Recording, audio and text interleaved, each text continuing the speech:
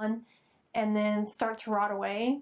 Insects may attack it and start eating it and living there, and then a bigger animal may come and tear it up looking for insects to eat.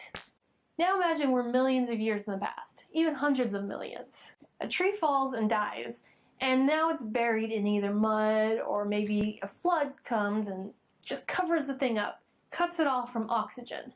If this happens, it's not going to rot. It won't slowly decay and disappear. It's just going to stay there.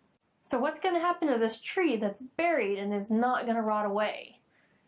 Well, being buried in mud or sediment, the wood of the tree is slowly, bit by bit, being replaced by the dissolved minerals in the water. If it stays in place and not exposed to any air,